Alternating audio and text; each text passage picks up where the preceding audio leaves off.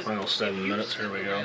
For this eclipse for this long, I think I can guess at this point that you're really interested in eclipses, and I have here just a couple suggestions for some eclipses to look forward to in the future.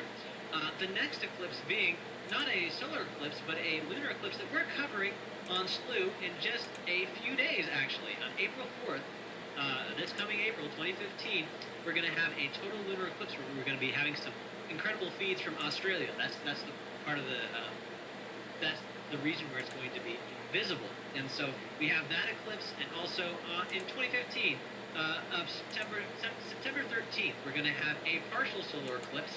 This one's a unique one because it's going to be visible from the bottom tip of Africa and of Antarctica.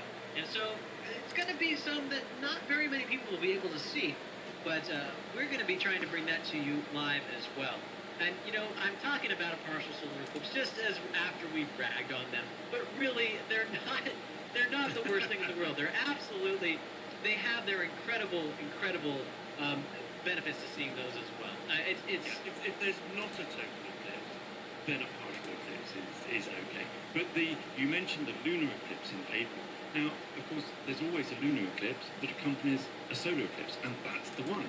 It's going to be a different phase. We're watching. Hear what he just said. said? This is the only time when you can see a truly new moon. What we're seeing there is a truly new moon. We can't see it normally because it's so close to the sun, but when it passes in front of the sun, we see the new moon. But with the lunar eclipse, it's going to be at the full moon, so the moon's going to be on the opposite side of Earth to the sun. And that's when the moon falls into Earth's shadow. And that is actually really quite an exciting Those are thing. pretty incredible. I've seen two, well, I've seen more than two, but We get these gorgeous during the colours. tetrad, I've seen two so far. Peachy pinks and reds.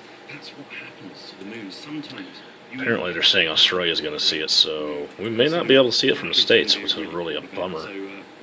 But we did get to see the first two, so I mean, you know, can't hog all the fun, I guess. You're going to enjoy the lunar eclipse as well. There it goes, just a little bit left there. See, just right there, there's the sun, and then you got a little bit of the moon left, and there it goes. Why do they happen in pairs, the solar and Well, because the moon, you know, it's a little like asking why on every single new moon isn't there an eclipse? Surely the moon goes around and it would pass in front of the sun all the time. No, it doesn't. And the reason why is because the moon's orbit in relation to the Earth is at a 5-degree inclination, which means that usually at new moon, the moon passes either to the north or the south of the sun, so we don't get an eclipse. And likewise, on the other side, but I don't know what they're doing there. moon is aligned to give us a solar eclipse. It's also aligned to give us that lunar eclipse a couple of weeks later. It's really it's something that I'm looking forward to. It seems like it's going to be an absolutely gorgeous time. And so we have the lunar eclipse coming up. We have the partial solar eclipse coming up. And of course, I've sort of been mentioning throughout the broadcast that we have the total solar eclipse coming up in 2016 and in 2017. It's something that we can look forward to in Asia in 2016 and also in the United States in 2017. And I thought I would admit a fun fact about myself is that I'm very happy in particular about the 2017. Switch your image, dude. Go back to the one from the telescope. I'm in America, and I'm also the day of the eclipse is my birthday. So the sky's going to be celebrating me on that day. I'm really looking forward to that. Double time. And, you know, one of the things, Eric, as well, to remind viewers here, is what we do is we bring these events to the general public, but we also bring extra content to the SLU members as well. And SLU memberships actually make this kind of thing possible. But what we're hoping to do, we've kind of brought people along for the ride. We've shown videos and a blog to bring people along on the expedition. What we're really aiming for, and I'm hoping we can do this by 2017 for the total solar eclipse in the USA, is to bring SLU members all to the same place. So we'll either go camping in the desert to witness the total solar eclipse, or we'll hire a whole hotel to be stuffed full of members. What are we looking at? That's the Faroe Islands. How close are we to Svalbard as an end eject.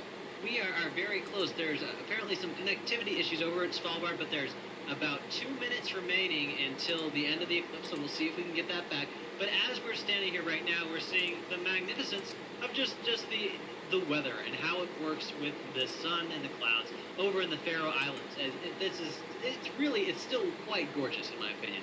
Are you still taking images over there, Paul? I had literally a minute ago. I stopped because there was a big bank of cloud. That's probably the last one that I took. So the cloud kind of rolled over and looks like it's going to be set for a short period of time. So.